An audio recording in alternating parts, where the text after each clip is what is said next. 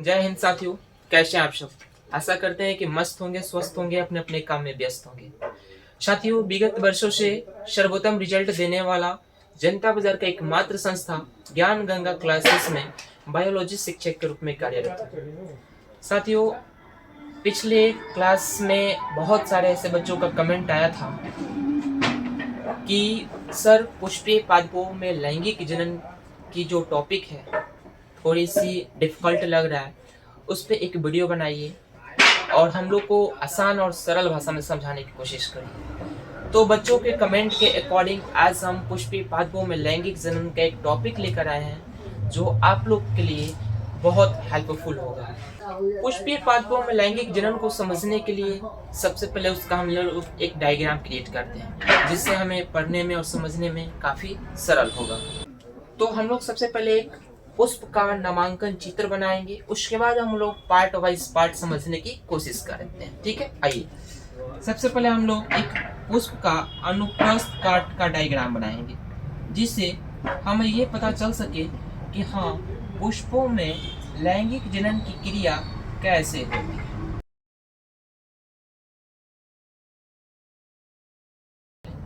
ये है पुष्प का एक अनुप्रस्थ काट। अब इसको हम लोग नामकरण करके फिर इसको समझने की कोशिश करते हैं।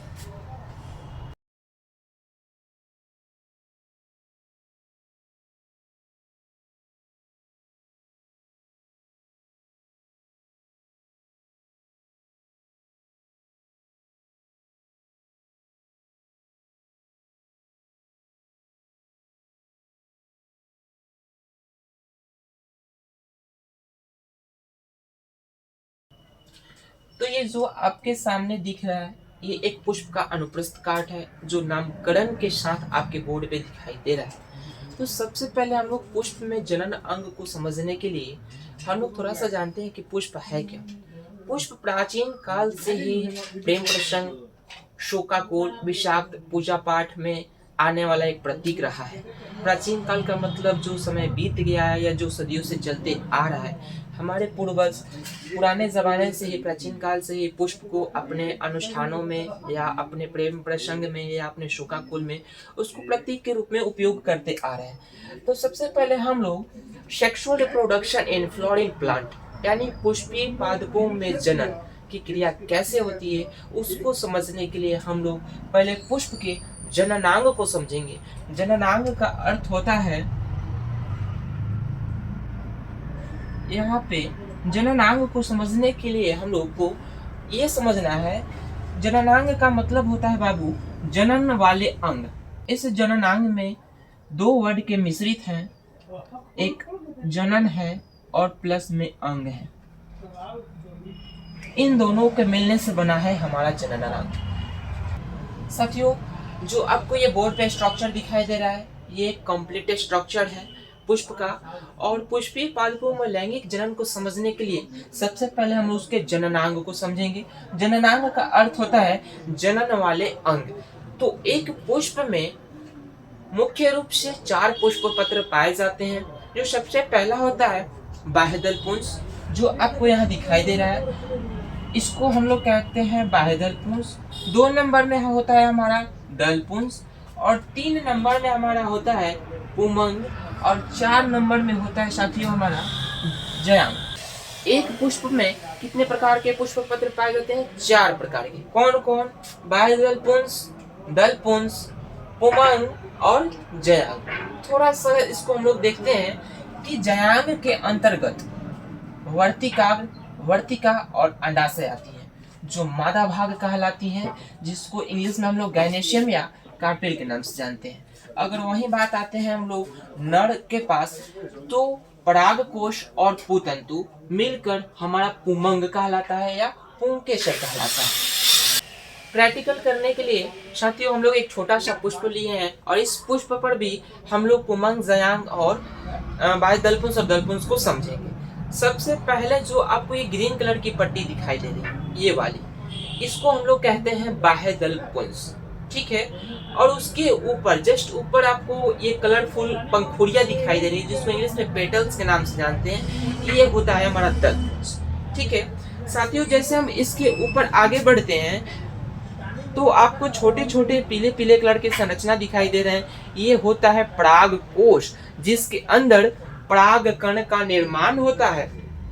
जस्ट इसके नीचे अगर हम लोग देखें तो एक पतली सी तंतुनुमा संरचना होती है जो पराग कोश से और वर्तिका से जोड़ती है, जिसको हम लोग कहते हैं पुतंतु। ये इसको इंग्लिश में कहते हैं हम लोग फिलामेंट कहते हैं। ठीक है, अब यहीं पे आते हैं हम लोग मादा के पास। तो मादा जनन अंग को समझने के लिए पहले इस पंखुड़ियों को हटाना जरूरी होता है। तो इसको समझने के लिए आपको ये दिखाई दे रही है,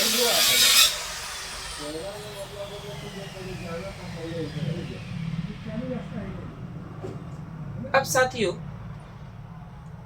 पुष्प का नर भाग तो समझ लिए कि ये परागकोश और पुतंतु मिलकर पुमंग कहलाता है। अब पुष्प का हम लोग मादा भाग समझते हैं। यहाँ पे आपको दिखाई दे रहा होगा, ऊपर आपको दिखाई दे रहा होगा, ऊपर घुंडीनुमा संरचना, ये होता है हमारा वर्तिकाग्र।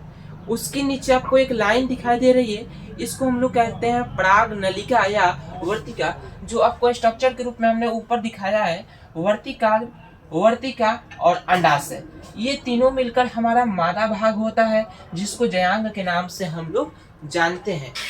ये संरचना जो आपको दिखाई दे रही है साथियों, ये होता है अंडाशय, ये होता है वर्तिका और ये होता है वर्तिकाग्र। जो सेम संरचना हम लोग यहाँ पे स्ट्रक्चर में क्रिएट किए हैं, वर्तिकाग्र, वर्तिका और अंडाशय मिलकर हमारा जयांग होता है और परागकोश और पुतंतु मिलकर हमारा पुमंग होता है। तो हम लोग जननांग को समझ लिए, अब थोड़ा सा इस स्ट्रक्चर को हम लोग समझते हैं। इसको हम लोग रखते हैं नीचे। अब इसमें एक बात सोचने वाली बात है साथियों, कि जैसे अन्य जीव नर और मादा आपस में मिलकर कॉपुलेशन करते हैं और जनन की क्रिया करते हैं, क्या वैसे पादप करते हैं? तो जी ना, नहीं। इनके पास कोई लिंग नहीं होता है, तो इनमें क्रिया होती है परागन की, पॉलिनेशन की। तो पहले समझते हैं हम लोग कि पॉलिनेशन क्या है। यहाँ पे आपको दिखाई दे रहा है पराग कोश, इसके अंदर बनते हैं नर युग्मक, मेल गैमीट बनते हैं, पराग कण। ठीक है, और ये जो आपको संरचना दिखाई दे रही है, ये एक अंडाशय का संरचना है जो मादा भाग होता है, और इसके अंदर हमारा बनता है बीजांड होता है, और बीजांड के अंदर हमारा बीज का निर्माण होता है। तो साथियों अब इसमें हम लोग समझेंगे कि जनन की क्रिया आखिर इसमें कैसे होती है। तो सबसे पहले हम लोग ये देखते हैं कि यहाँ पे होता है हमारा परागकोश। परागकोश क्या है? एक पुष्प का नर भाग होता है, और इसके नीचे जो आपको लाइन दिखाई दे रही है तंतुनुमा संरचना, ये पुतंतु कहलाती है, इंग्लिश में फिलामेंट कहलाता है। तो इसमें परागकण का निर्माण होता है। किसका निर्माण होता है? परागकण का निर्माण होता है। और पादपों में जनन करने के लिए परागन की जरूरत पड़ती है। किसकी जरूरत पड़ती है साथियों?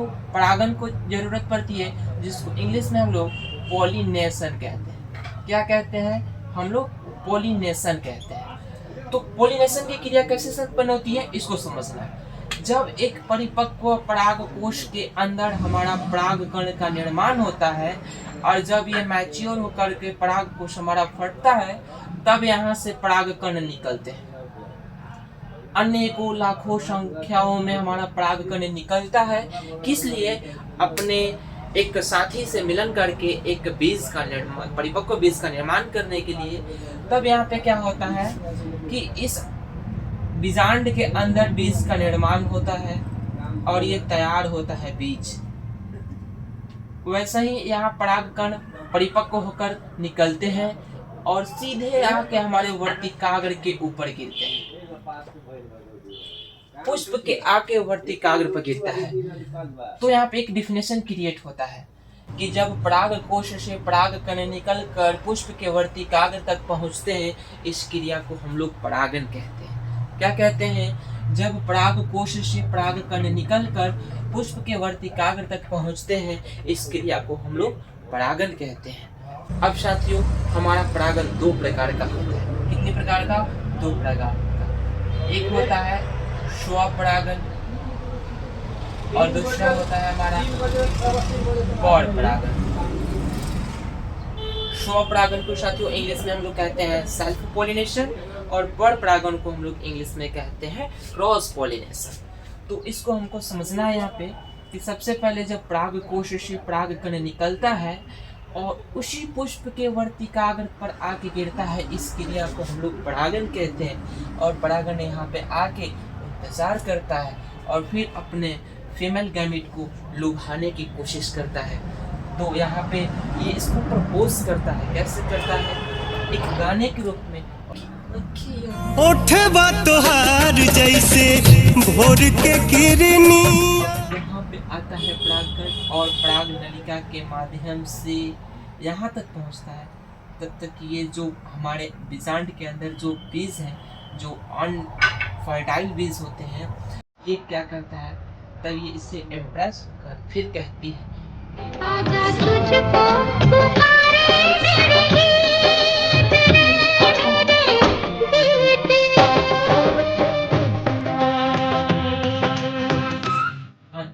स्वपरागन और परपरागन को समझने के लिए हम लोग एक गुलदस्ता को लिए हैं और इस पे हम लोग डेफिनेशन क्रिएट करेंगे कि जब पराग कोश से पराग कण निकल कर इसी पुष्प के वर्तिकाग्र पर गिरता है, इस क्रिया को हम लोग स्वपरागन कहते हैं। उसके बाद से हम लोग परपरागन का डेफिनेशन क्रिएट करते हैं कि जब पराग कोश से पराग कण निकल कर इसी पुष्प के वर्तिकाग्र पर अथवा समान जाति वाले किसी दूसरे पादप के पुष्प के वर्तिकाग्र पर किसी सहायक के माध्यम से पहुंचता है, उस क्रिया को हम लोग परपरागन कहते हैं। ठीक है, तो इसको हम लोग यहाँ पे साइड में रखते हैं। और स्वपरागन और परपरागन आप लोगों को तो अच्छे से समझ में आया होगा। हम लोग स्वपरागन और परपरागन में आप लोगों को शायद हमें लगता है कि किसी प्रकार की कठिनाइयाँ नहीं होंगी। और पुष्पीय पादपों में लैंगिक जनन को अच्छे से समझने के लिए पार्ट 2 का आप लोग वेट करिए। फिर हम लोग मिलेंगे नेक्स्ट वीडियो के साथ। तब तक खुश रहें और स्वस्थ रहें।